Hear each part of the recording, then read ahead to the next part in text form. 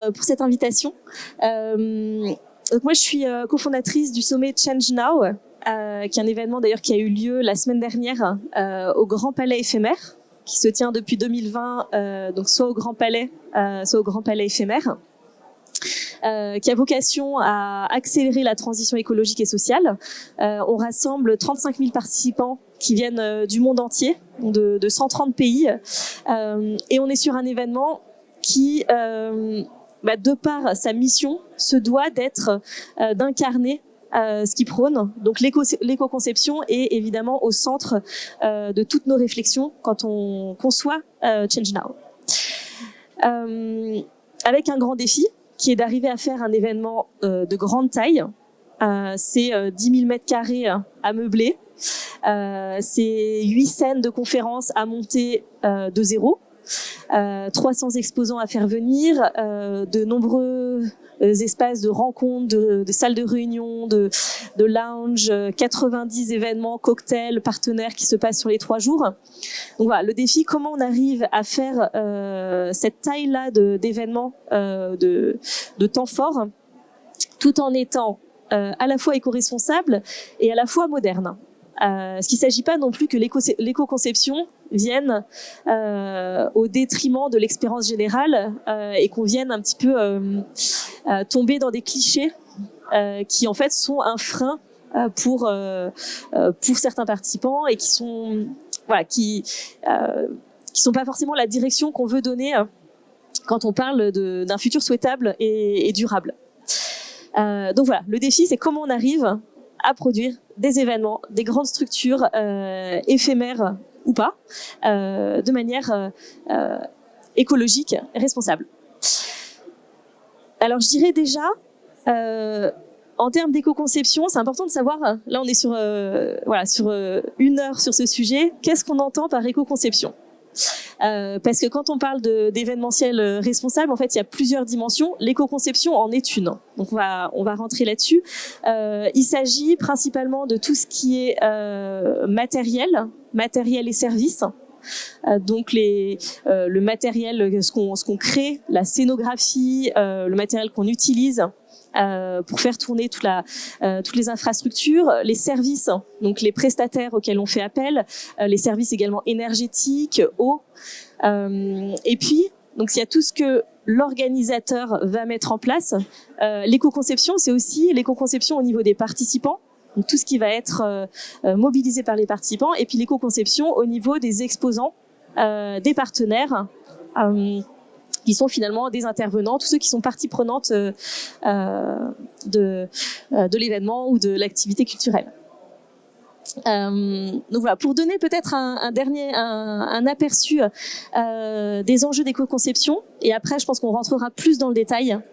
Ce qui est important, c'est de voir que l'éco-conception, ça se travaille très très très en amont. Et je dirais même le plus gros enjeu, si on veut concevoir un événement ou une exposition de manière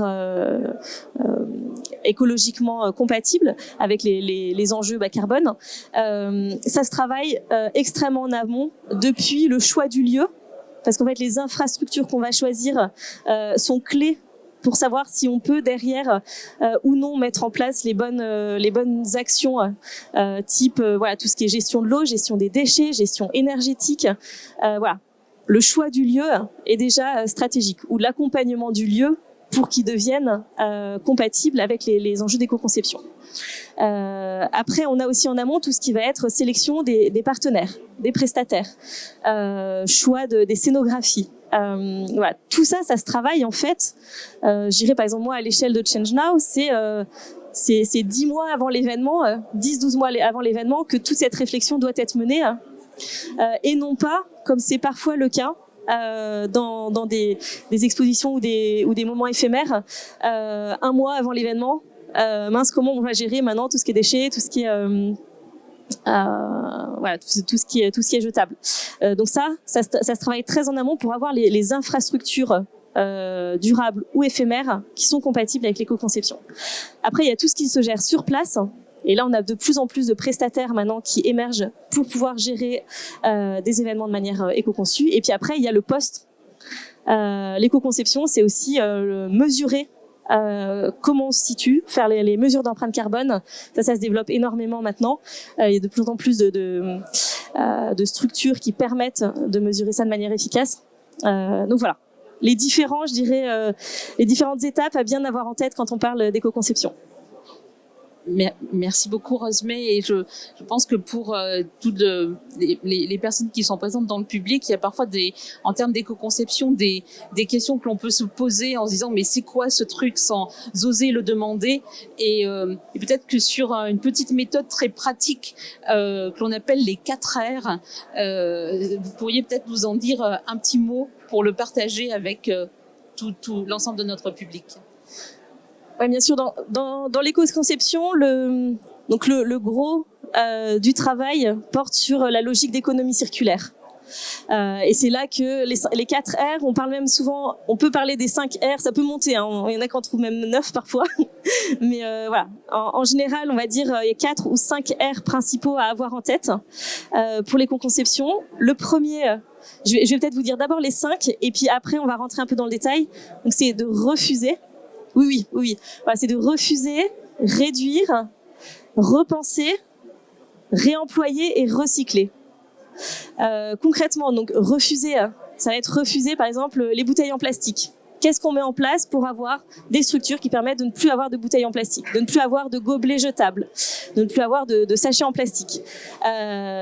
Comment est-ce qu'on fait également pour avoir des structures de qualité sans moquette? Comment on refuse la moquette? Comment on refuse les kakémonos en plastique? Voilà, il y a énormément de choses qui peuvent être mises en place, des chartes à définir. Qui vont être structurantes pour la suite. Il y a également tout ce qu'on n'arrive pas à refuser et comment on va le réduire. Voilà, comment on va réduire les matériaux pétrosourcés, comment on va réduire des cloisons. Enfin voilà, bon, cloisons en coton de raté, on peut même le refuser, mais bon, il y a un certain nombre. Quand on n'arrive pas à refuser, comment on réduit. Après, comment on repense les choses. Parce qu'on a l'émergence maintenant de prestataires qui sont extrêmement, qui sont très innovants, qui sont soit spécialisés dans l'événementiel, soit que l'on peut impliquer dans l'événementiel, qui vont nous permettre de repenser les choses. Je pense par exemple aux badges. Voilà, c'est assez récent finalement qu'il y ait des prestataires qui fassent des badges en carton. Pendant longtemps, avant, on avait uniquement les badges en plastique. À ChangeNow, on avait même utilisé des badges non pas en carton faits à partir de bois, donc issus de forêt, mais à partir de déchets végétaux. Donc une start-up qui fait ça pour lutter contre la déforestation, montrer qu'on peut faire du papier autrement qu'à travers la coupe de bois. Donc voilà, il y a repenser les choses grâce à l'émergence actuellement de nombreux innovateurs qui viennent changer les standards. Après, on a tout ce qui est réemployé. Voilà, comment, si on est amené à construire des structures, comment on fait du réemploi, comment vous parliez de mutualisation, voilà, comment on arrive à mutualiser d'un événement à l'autre ou avec même d'autres prestataires, parce que parfois des concurrents, mais qui maintenant se met dans une logique de collaboration. Et puis le 5e point, du coup, mais qui vient en dernier, souvent c'est celui auquel on pense en premier dans l'éco-conception, le recyclage. C'est bien de recycler. Et c'est bien d'avoir minimisé au maximum les déchets avant, réemployé au maximum. Mais voilà, après, quand on a de la production de déchets, comment on met en place les bons flux pour traiter ces déchets. Donc, on a les flux classiques, poubelle jaune, poubelle noire. On a aussi l'enjeu maintenant de gérer le compost.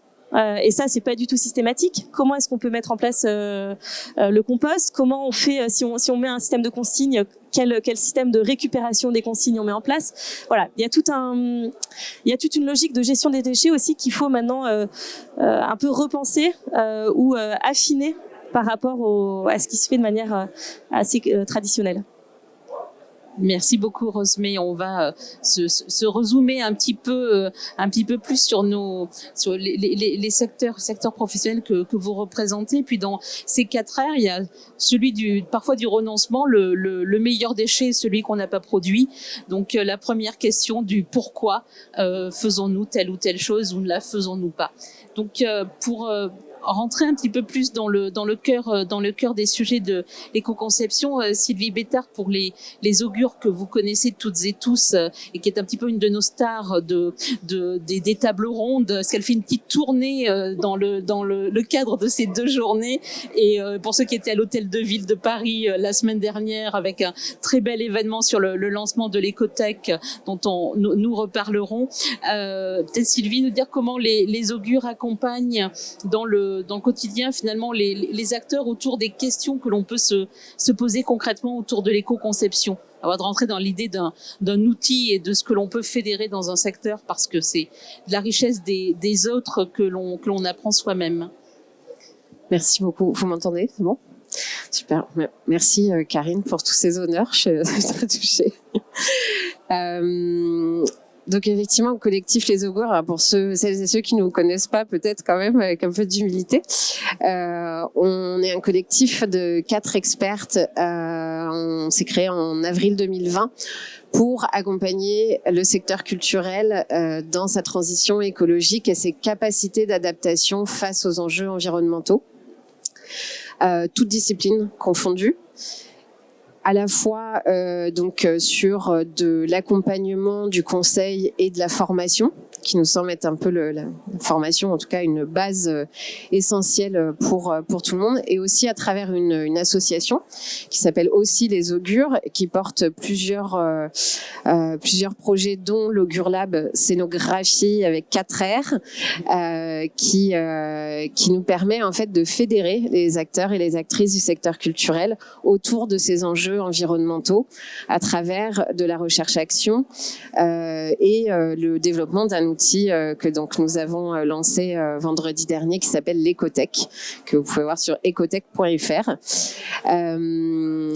Et donc en prenant plutôt la casquette accompagnement et comment est-ce que on traite ces questions d'éco-conception au sein des augures, en fait en termes d'accompagnement, c'est souvent une porte d'entrée, mais qu'on va vraiment élargir très rapidement. Alors, je suis désolée pour celles et ceux qui étaient là ce matin, je vais peut-être me répéter un petit peu. Mais donc, l'idée, c'est que on sait aujourd'hui que traiter uniquement de l'éco-conception, qui donc vise dans sa définition première à appréhender l'ensemble du cycle de vie d'un projet, d'un produit ou d'un service, de sa conception à sa fin de vie, en passant par les achats, la fabrication, le temps public du projet, le démontage et la fin de vie du projet. Évidemment, la question se pose sur les expositions, par exemple, les décors. Et on se trouve très vite confronté à comment est-ce qu'on applique cette éco-conception. Alors nous, notre méthodologie, en tout cas, ça va être d'abord au sein d'une structure de faire un diagnostic des pratiques déjà existantes. Qu'est-ce que les équipes font? Qu'est-ce que les équipes ne se disent pas qu'elles font? Créer un moment de dialogue entre les équipes pour que déjà la question de l'éco-conception soit envisagée avec l'ensemble des équipes, et je parle bien de la direction jusque à la billetterie, en passant par les régisseurs, les libraires, les bibliothécaires, etc. Et une fois qu'on a fait ce diagnostic, vient la question de la formation, de former là aussi toutes les équipes pour que on parle tous le même langage.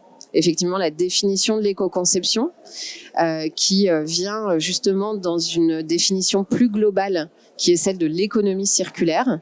Économie circulaire qui a été définie spécifiquement pour le secteur culturel, avec un pilier de plus que celui de l'économie circulaire issue du secteur commercial ou industriel, puisque dans l'économie circulaire, on va parler de consommation responsable. Évidemment, dans le secteur culturel, on n'a pas des consommateurs, on a des visiteurs, des publics, des citoyens, des citoyennes, et donc on va plutôt parler de programmation engagée, de sensibilisation des publics et des parties prenantes, plutôt que voilà de consommation responsable.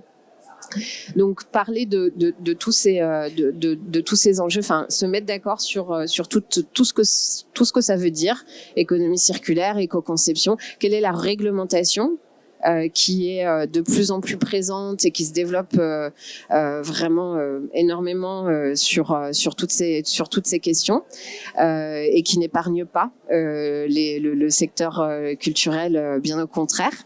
Et puis c'est le moment aussi de commencer à co-construire ce qui pourrait être un plan d'action d'éco-conception et d'économie circulaire à l'échelle d'un établissement. Et puis nous, dans notre méthodologie, en tout cas, on va accompagner à la suite de cette co-construction de plan d'action, on va accompagner les équipes. Alors souvent, ça passe aussi par la création d'un comité de pilotage qui, on l'espère toujours, soit représenté par l'ensemble des services d'une structure, pour qu'il y ait une voix par service au minimum, et que le plan d'action puisse bien se mettre en place, et donc de pas juste quitter la structure après avoir créé ce plan d'action. Et c'est par ce temps long aussi d'accompagnement qu'il est possible d'infuser aussi des solutions qui vont permettre de réduire les impacts des structures. Merci Sylvie. Et justement, dans le travail de mise en commun qui existe entre les différents corps de métier, on a les services techniques, on a les services aussi financiers, bien entendu, et puis tout ce qui est matériaux, invention. Comment est-ce que vous avez finalement, avec un nombre d'acteurs extrêmement important, représentants des établissements culturels, des structures culturelles, du champ du spectacle vivant, du champ muséal, du champ des expositions, construit cet outil Ecotech qui est aussi dans le périmètre de nos appels à projets alternatives vertes. C'est un des sujets sur lequel le ministère de la Culture est très heureux d'avoir un outil pratique pour pouvoir accompagner les secteurs sur la transition écologique. Donc, comment on donne aux professionnels finalement une petite boîte à outils. Il y a une recette, vous avez compris que le R, c'est la lettre clé, et puis aussi peut-être une boîte à outils très concrète et opérationnelle. Oui, parce qu'il faut des outils opérationnels pour tout ça. On peut avoir des chartes, des manifestes, mais après, comment est-ce que concrètement on met ça en place sur le terrain, c'est un vrai enjeu. L'idée, c'est que tout de suite, en fait, on s'est dit, il nous faut du temps pour échanger, du temps hors projet, et on a besoin d'un lieu pour échanger et réfléchir à toutes les problématiques qui s'offrent à tout le monde. Donc, l'Augure Lab Scénographie a vraiment est issu de ça, de groupes de travail qui ont été créés par Annabelle Vergne et Quentin Rioual à l'origine, qui sont co-directeurs de l'Augure Lab Scénographie avec moi aujourd'hui. Et ce lab, en fait, effectivement, c'était l'idée de réfléchir ensemble aux problématiques. Et donc, de là est né des sujets de recherche-action. Par exemple, en ce moment, on travaille sur les marchés publics et les clauses environnementales. On a travaillé sur les questions d'inifugation et de réemploi. Et à chaque fois, effectivement, on a une vingtaine d'acteurs et d'actrices vraiment différents, parce que pour revenir sur la typologie des membres de l'Augure Lab, elle est très très large. On a à la fois des grandes institutions comme celle qui nous accueille aujourd'hui, mais aussi des agences de scénographie, des scénographes indépendants, des menuisiers, des constructeurs, des directeurs techniques évidemment, des responsables RSO dans les structures, des étudiants étudiantes, parce que tout le monde cherche aussi du dialogue et de la compréhension sur ces enjeux. Et donc, sont ces professionnels, ces métiers qui vont se réunir sur des sujets de recherche-action. Et à un moment donné, il a été défini qu'on avait besoin d'un outil pour faciliter l'accès aux solutions de l'économie circulaire, spécifiquement sur la question du secteur culturel. Donc, de la scénographie et plus largement. Et donc, c'est constitué un groupe de travail qui a travaillé pendant 2 ans à raison de 2 réunions par mois et qui représente 6 heures de travail par mois. Donc, tout le monde est là sur un temps bénévole, mais collectif dans l'auto-formation. Je pense que c'est hyper important de dire que ces endroits collectifs où on invoque l'intelligence collective de tous ces métiers, qu'on croise les métiers, qu'on croise les disciplines, on est dans de l'auto-formation, au-delà de d'être dans un partage d'expérience. Enfin voilà, c'est vraiment important de le dire, et surtout nos membres nous le remontent comme un retour d'expérience du lab qui est important. Donc cet outil, l'Ecotech, il comporte 4 annuaires avec de la géolocalisation, parce qu'on sait que les artistes, les compagnies sont nomades, et dès qu'une compagnie de théâtre, par exemple, qui serait basée à Brest, se déplace à Toulouse, elle ne connaît pas forcément l'écosystème territorial dans lequel elle arrive, qui va lui permettre, par exemple, d'éco-concevoir son décor sur place avec des acteurs locaux et d'éviter un transport Brest-Toulouse, par exemple. Donc l'idée, c'est vraiment de géolocaliser ces solutions, et on est bien sur un outil collaboratif, c'est-à-dire que cet outil ne peut pas fonctionner si chacun et chacune ne s'investit pas en fait dans cet outil. Alors évidemment, on va déployer un tas d'outils pour que ça soit plus, de méthodes pour que ça soit plus facile. Par exemple, on va partir faire un petit tour de France pour faire des diagnostics territoriaux au sein des régions, des villes, des métropoles, des institutions culturelles elles-mêmes. Enfin, on va voir comment ça se passe. On en a fait une déjà, un diagnostic territorial à Dijon dans le cadre de la création d'une ressourcerie. Et donc, on a référencé collectivement des acteurs et des actrices qui permettent l'éco-conception sur le territoire autour de Dijon. Et puis, évidemment, on a aussi la question des matériaux qui sont donc une forme de matériothèque. Mais attention, on ne gère pas de flux, on n'est pas une ressourcerie. On est juste là pour faire un retour d'expérience, d'usage de certains matériaux qui seraient plus circulaires que d'autres, pour les inspirer et donner des alternatives à des matériaux plus polluants. Et puis enfin, important aussi, et dans le cadre du PIA Alternative Vert, je pense que c'est très important. On a cette volonté d'être un observatoire du changement des pratiques sur du long terme. On a des financements aujourd'hui pour 3 ans. Donc l'idée, c'est qu'est-ce qu'on va pouvoir observer pendant 3 ans.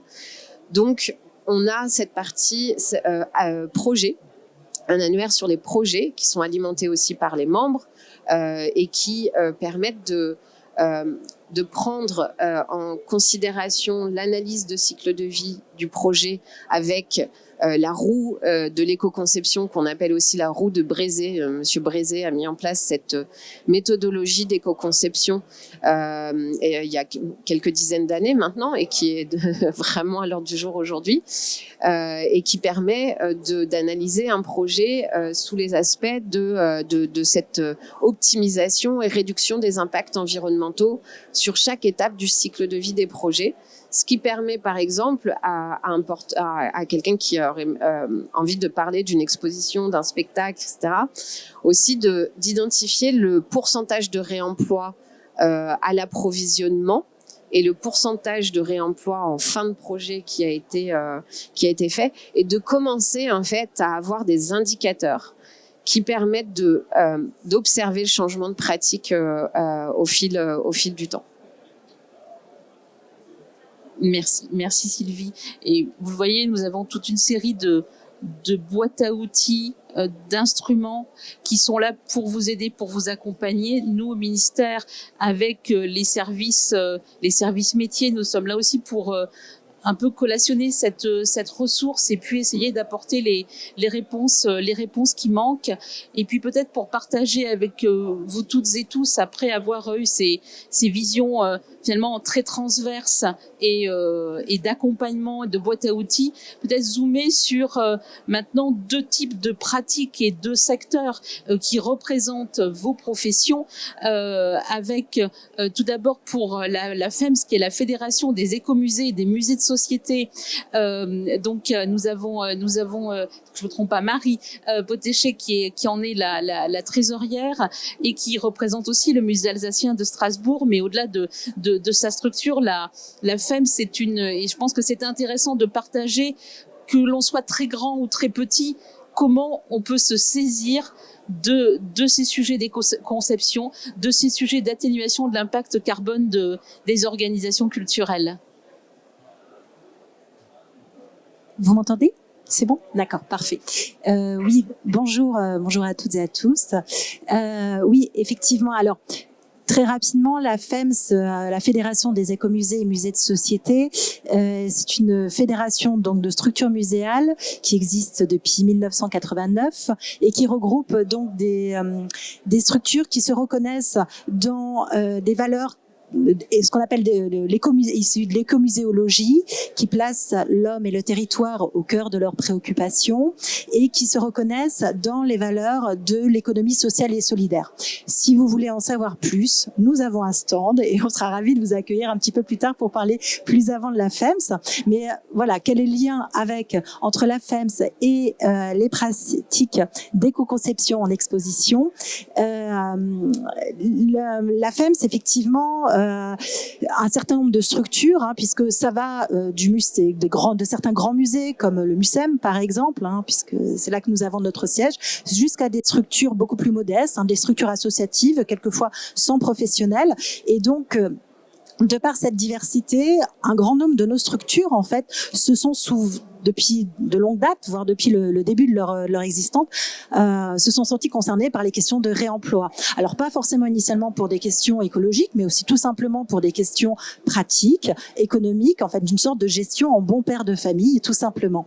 Mais bien entendu, ces dernières années, ces pratiques, quelquefois dans certaines structures, ont perduré, ce qui, voilà, il y a des sortes de ressourceries presque avant l'heure, eh bien, ont acquis une autre dimension, en fait, avec effectivement les enjeux que nous connaissons aujourd'hui. Et ce que je vous proposais, donc, c'était peut-être de vous apporter plus un témoignage en tant que responsable d'un établissement, mais également donc de me faire le porte-parole de nos membres. Donc, vous me pardonnerez, je sauterai voilà de temps en temps d'une échelle à l'autre.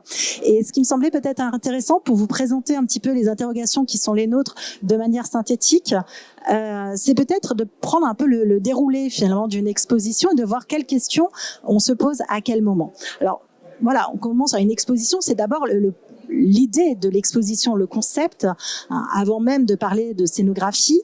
L'exposition, bien, c'est quelle durée, quelle fréquence, quel prix, tout simplement. Et je pense que toutes ces questions-là, aujourd'hui, on doit les passer au crible des enjeux écologiques. Voilà, est-ce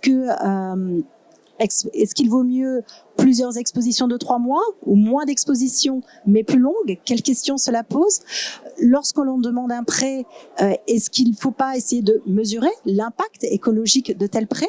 Alors c'est vrai pour nos types de structures muséales, il est assez rare qu'on aille emprunter une œuvre à l'autre bout du monde, mais quelquefois une œuvre, même si elle ne vient pas de très loin, elle va nécessiter beaucoup de moyens, et du coup, un impact environnemental lourd en termes de transport, en termes de soclage, en termes de scénographie, en termes de préservation, pour assurer les bonnes conditions de conservation. Donc tous ces éléments-là doivent véritablement rentrer en compte et quelquefois peut-être assumer le fait de renoncer à un prêt lorsqu'on estime que ça va trop loin.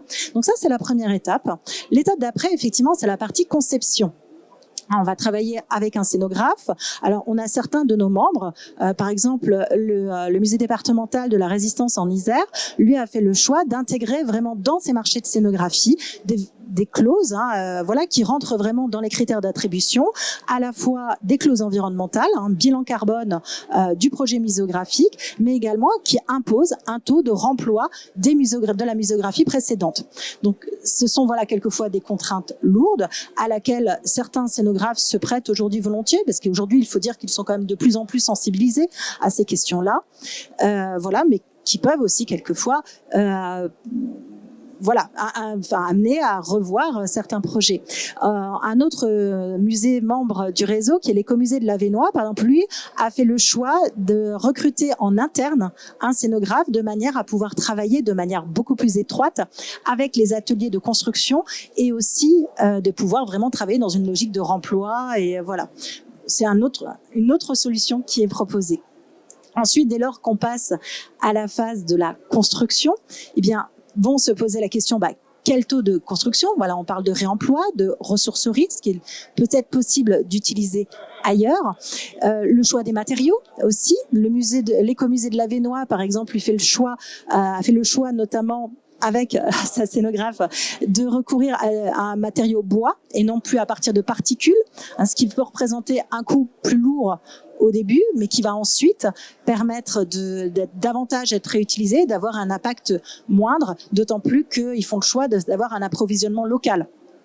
Donc voilà, encore une autre dimension qui vient s'ajouter.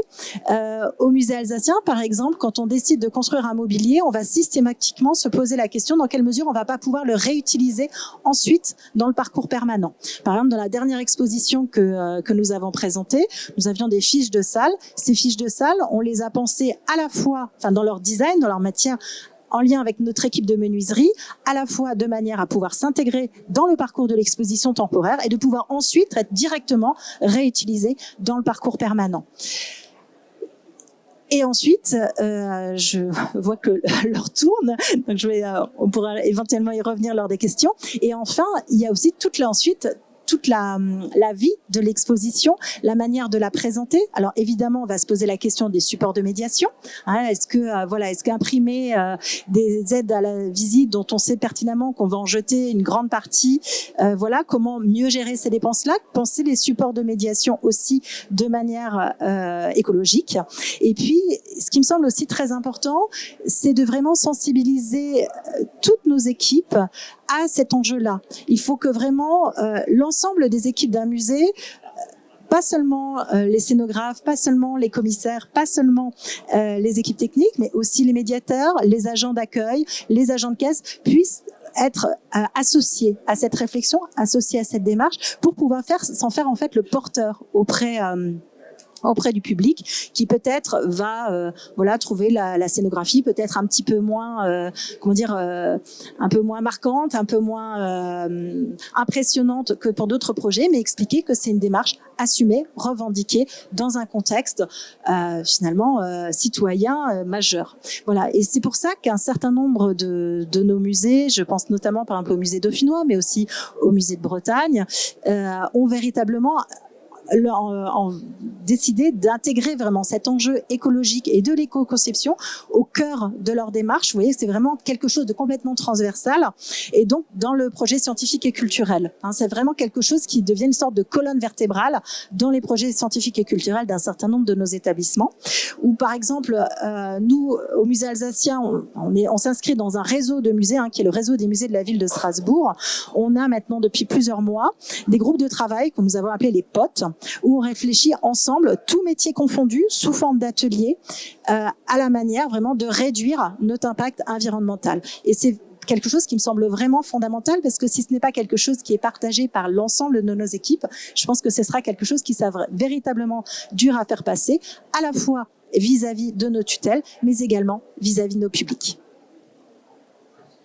Merci beaucoup Marie, et vous voyez avec ce témoignage l'illustration très concrète de tout ce qui a été présenté juste avant, et avec Misty Monteville qui est grande madame RSO du musée d'Orsay et de l'Orangerie, va peut-être finalement resynthétiser ces grands sujets avec finalement on voit dans la petite recette et la petite boîte à outils Mais peut-être, Misty, commencer par nous parler de l'implication de la gouvernance, qui est, je pense, un sujet majeur dans les prises de décision et l'accompagnement de ces projets d'éco-conception. Tout à fait. Merci beaucoup, Karine. Je vais aussi enlever mon oreillette parce que sinon on s'entend en double. Peut-être commencer par spécifier l'acronyme RSO qui ne parle pas encore forcément. La RSO, c'est la responsabilité sociétale des organisations. Donc c'est tout ce qui concerne à la fois l'égalité femmes-hommes, les questions d'accessibilité, d'inclusion et le sujet qui nous intéresse aujourd'hui, qui est les questions de transition écologique.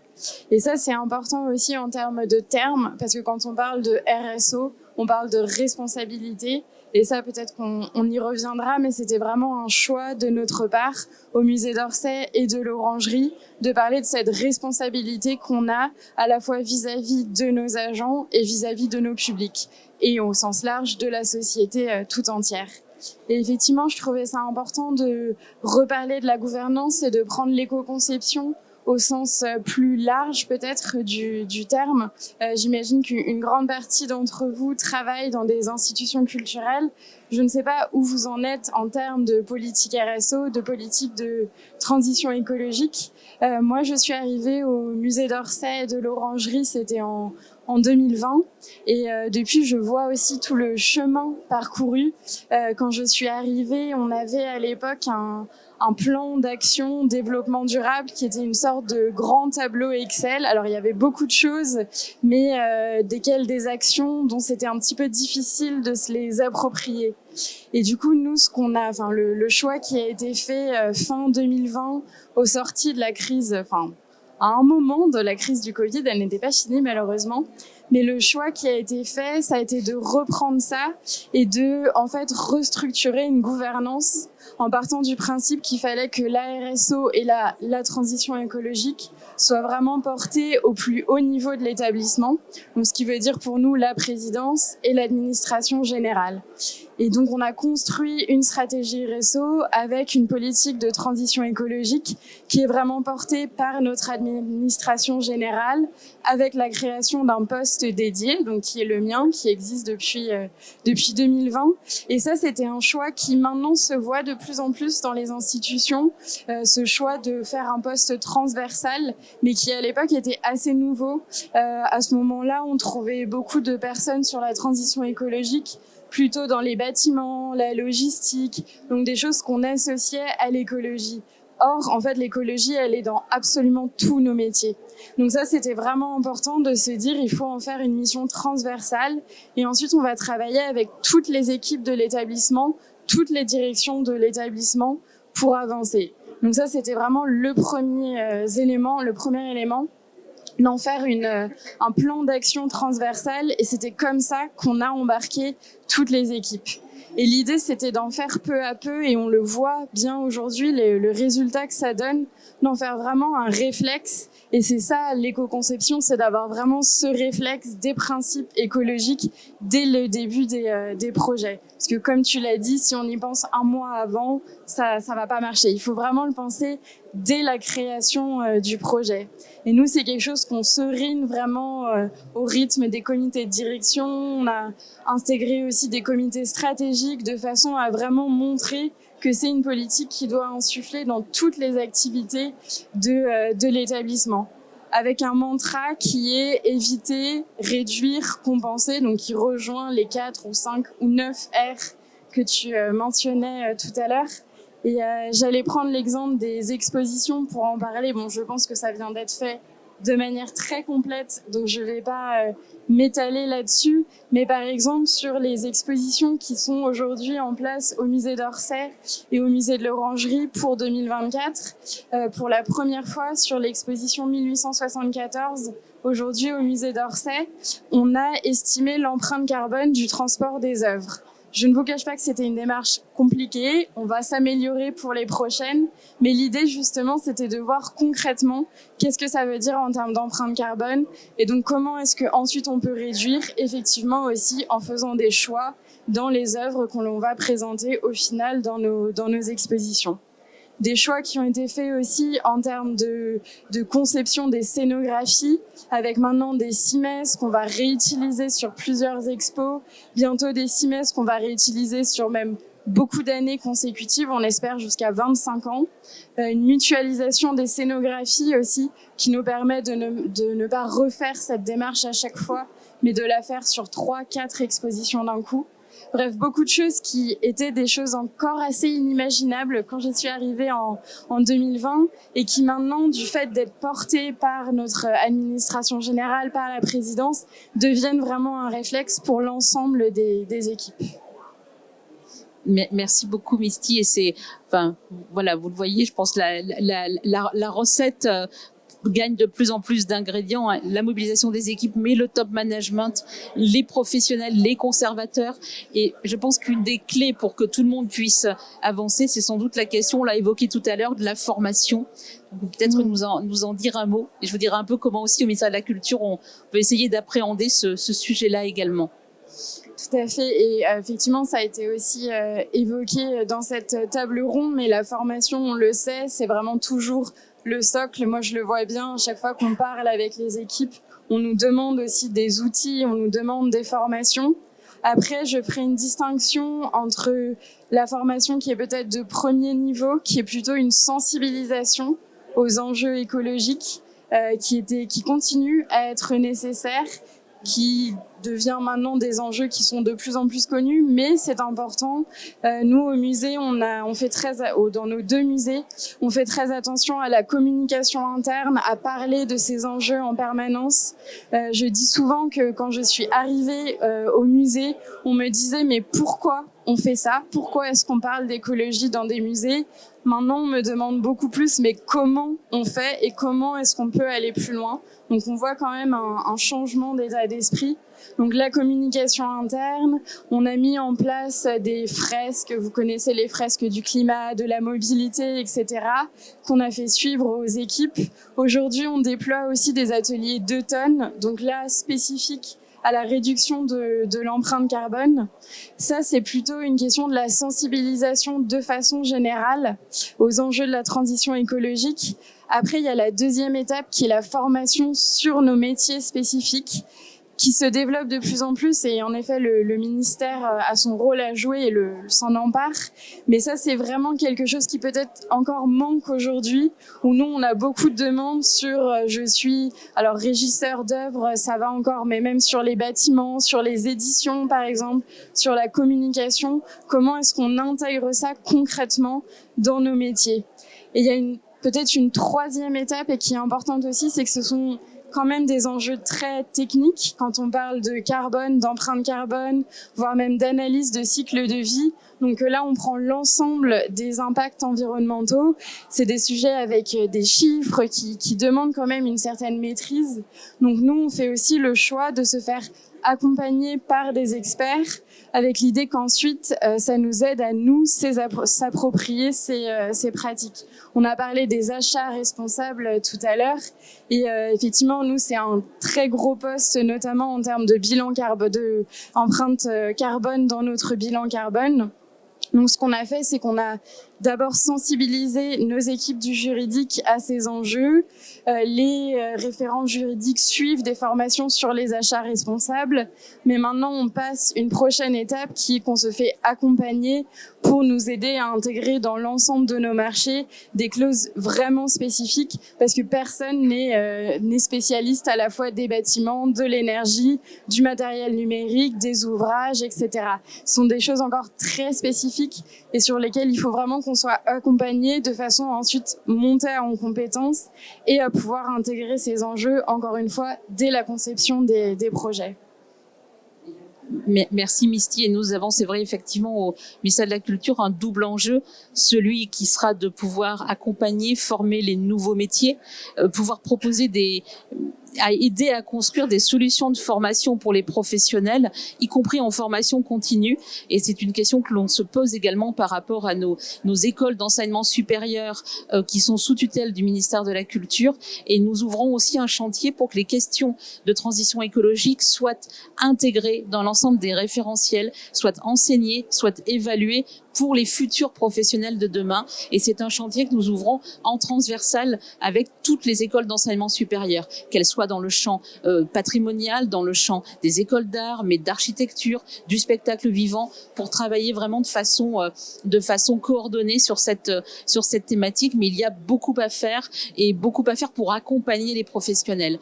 Et puis nous allons peut-être avoir juste une petite minute pour pouvoir avoir des questions, mais il y a un petit clin d'œil parce que on parle aussi projet scientifique et culturel. Vous représentez des disciplines, des contenus et des grandes politiques du ministère de la Culture, et montrer qu'elles ne sont pas en antinomie avec les questions de transition écologique. Et à Orsay, moi, il y a un exemple pratique qui m'avait beaucoup plu, puisque nous sommes aux 150 ans de l'impressionnisme et que les peintres impressionnistes ont beaucoup aimé la Seine à Argenteuil. Eh bien, le musée d'Orsay a une expérimentation pratique que je trouve rencontre finalement la raison d'être du musée dans ces thématiques et puis la transition écologique. Misty, si tu peux en dire un mot avant de passer la parole à la salle.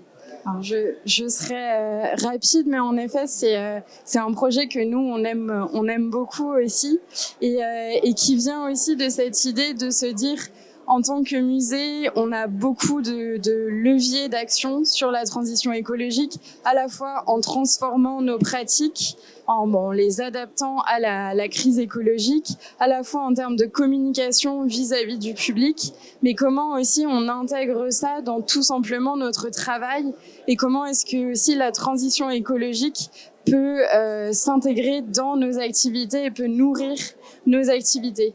Et donc ce projet, il est né de l'idée, alors au tout début, on pensait à la compensation carbone et comment est-ce qu'on pouvait agir pour les émissions de gaz à effet de serre que l'on ne pouvait pas éviter ni réduire, et donc comment trouver une solution pour les compenser.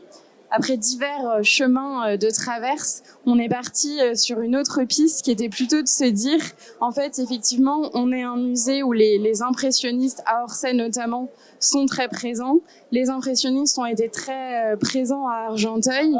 Et donc, comment est-ce qu'on peut faire revivre cette Seine, ces berges de Seine qui ont été peintes par les peintres impressionnistes en les intégrant dans un projet à impact écologique positif? Donc en fait, on travaille avec la ville d'Argenteuil, avec qui on est en partenariat pour la revégétalisation d'une partie des berges de la Seine en s'inspirant des représentations de ces berges dans nos propres collections.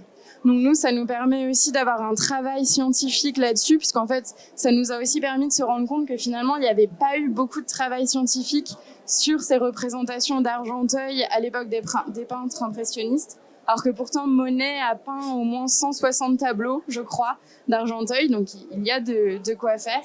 Et donc nous, c'est un projet sur lequel travaillent les chargés d'études documentaires, la conservation, la documentation, pour essayer un peu de réimaginer ces berges de la Seine et en intégrant les questions de séquestration carbone et de protection de la biodiversité dans cette revégétalisation des berges. Donc c'est vraiment comment est-ce que, en tant que musée, on peut aussi s'emparer de ces enjeux écologiques et peut-être d'une façon sur laquelle on ne nous attendait pas forcément. Mais ça montre aussi à quel point il y a toutes ces choses dont on peut s'emparer dans la transition écologique, et ce ne sont absolument pas des contraintes, c'est vraiment une transformation de nos pratiques et de nos métiers.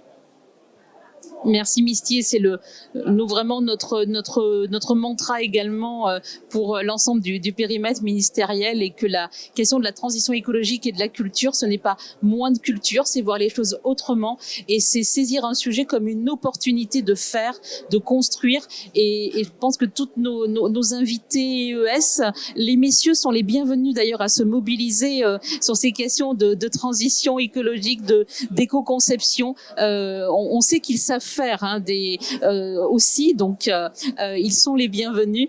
Eh bien c'est vraiment une façon de construire et d'avoir un projet qui met la transition écologique comme un outil et comme un outil au service de la culture et pas contre la culture. Et je pense que c'est vraiment ce que, mesdames, vous avez brillamment présenté et représenté. Et nous avons à peu près tenu notre partie. Nous avons commencé avec beaucoup de retard, donc donc nous avons peut-être un petit temps pour avoir quelques questions de la salle pour nos intervenantes.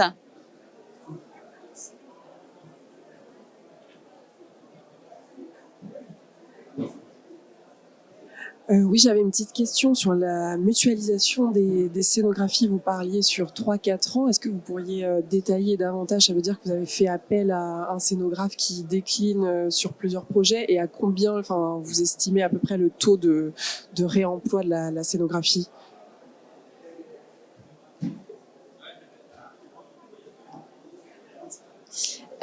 Oui, alors ça, c'est sur les 3 expositions à la suite de 2024 au musée d'Orsay.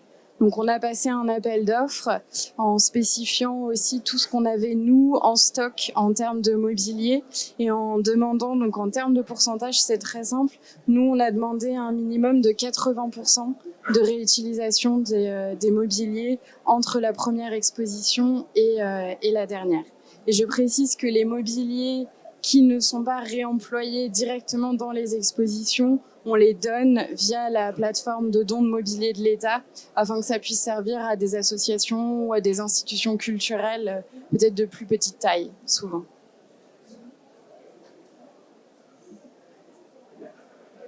Est-ce qu'il y a d'autres questions, observations, témoignages peut-être? Oui. Bonjour, merci pour vos présentations. J'ai une petite question en termes de... Comment dire, j'étais à Challenger la semaine dernière, et en fait j'ai eu l'impression que peut-être le terme qui était le plus présent, c'était hope, donc l'espoir, ce qui était un petit peu déprimant. Et en fait, c'est vrai que cette dernière année était un peu noire en termes d'écologie, que ce soit au niveau politique public national ou international. Et je me demande si à quel point tous nos reins de lieux culturels sont assez solides pour tenir des choix à moyen terme ou long terme qui peuvent être déplorables pour l'écologie au sein des lieux culturels. Je vais reformuler ma question parce que j'ai l'impression qu'elle n'est pas très claire. Est-ce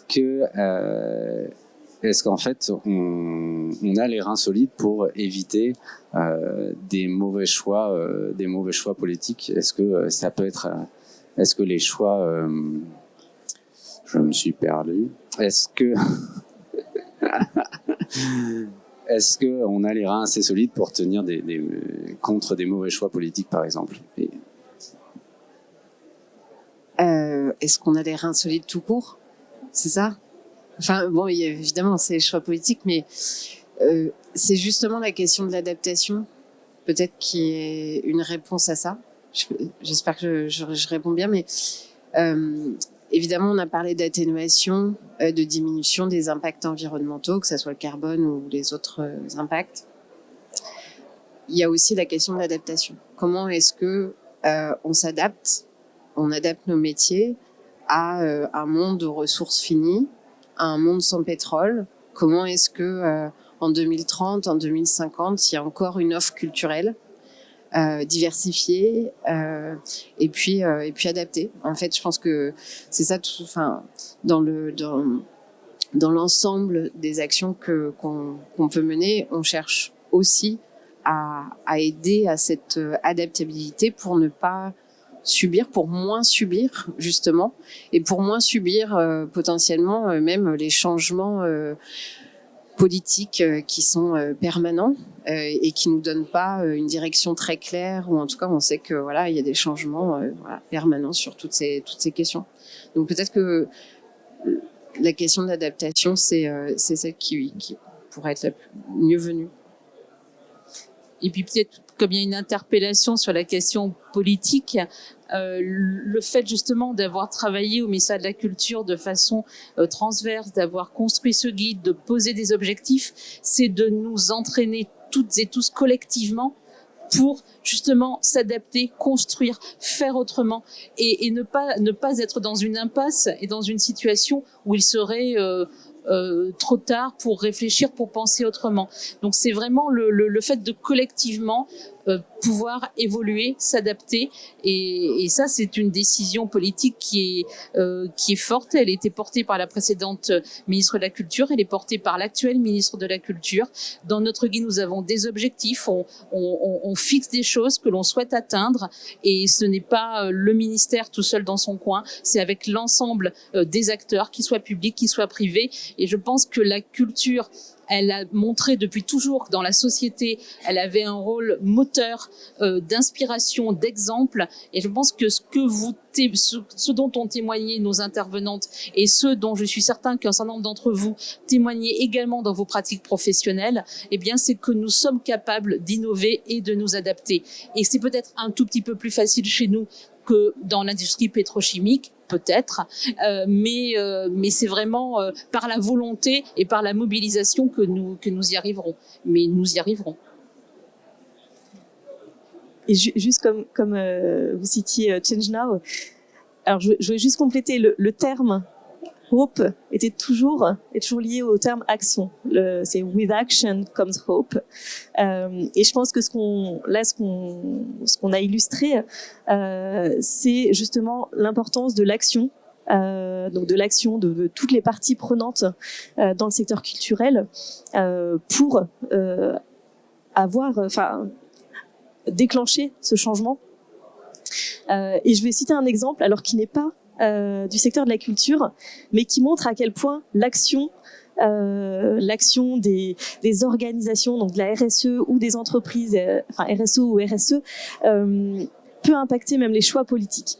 C'est un exemple qui s'était passé à Change Now en 2020, justement. On avait orchestré une rencontre entre le ministère de la Transition écologique et solidaire à l'époque, avec Brune Poisson, et une solution slovène qui fait des filtres à microparticules de plastique dans les machines à laver. Le sujet est hors culture, mais c'est juste pour vous montrer la mécanique. Il se trouvait qu'en France, on n'arrivait pas à légiférer sur le problème des microparticules de plastique à chaque cycle de lavage, parce que comme on a des vêtements en fibre synthétique, voilà, on émet ces microparticules. Une fois que ça sort de la machine à laver, c'est irrécupérable. Et en France, on n'avait pas de solution à ça. On a fait orchestrer cette rencontre avec une solution slovène qui justement fait ces filtres pour les machines à laver. De cette rencontre est né un nouvel article de loi dans la loi économie circulaire. Désormais, à partir de 2025, donc l'année prochaine, toutes les machines à laver vendues neuves en France devront être équipées de filtres à microparticules de plastique. Donc c'est aussi, c'est pas toujours descendant. C'est pas juste la politique qui après dirige les actions. C'est aussi finalement toute notre mobilisation individuelle et collective au niveau des organisations qui permet le changement et qui donne en fait aux politiques les moyens de prendre des décisions plus larges. Voilà, cette pression par le bas aussi qu'on peut déclencher. Nous sommes à 1h01. Je pense que voilà, il nous reste à remercier très chaleureusement nos intervenantes et puis à vous souhaiter à toutes et tous une belle suite de journée et de salon.